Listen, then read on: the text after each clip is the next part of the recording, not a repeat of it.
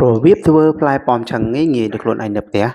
ជាដំបូងបងប្អូនគ្រាន់តែយកខ្លាញ់មកដាក់នៅខ្ទះឲ្យក្តៅរួចបងប្អូនដាក់ប៉ោមចូលឲ្យវាក្តៅបែបនេះរួចស្រង់មកបងប្អូនយកមកចិតសំបកឲ្យស្អាត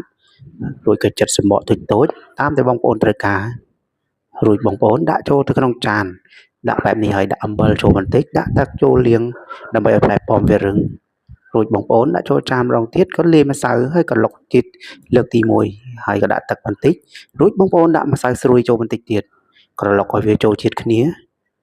រួចបងប្អូនដាក់ខ្លាញ់ចូលឲ្យក្តៅរួចបងប្អូនដាក់យកទៅចៀនឲ្យវាស្រួយល្មមបែបនេះតាំងហ៊ុនមួយដុំយកទៅចៀនដើម្បីឲ្យស្រួយរួចបងប្អូនទៅធ្វើវិធីទឹកលាយទាំងអស់គ្នាជាដំបូងបងប្អូនយកចានមកល្មមមកដាក់ពេញប៉ោះ1ស្លាបព្រាទឹកស៊ីអ៊ីវ1ស្លាបព្រាស្ករស1ស្លាបព្រាទឹកខ្មេះ1ស្លាបព្រារួចក៏ទឹក1ស្លាបព្រាផងដែរបងប្អូនលាយម្ដងទៀតបងប្អូនដាក់ខ្លាញ់ចូលដាក់គ្រឿងក្រឡុករួចយកមកកូរឲ្យវាឆ្អិនដាក់ប៉ោមចូលបែបនេះ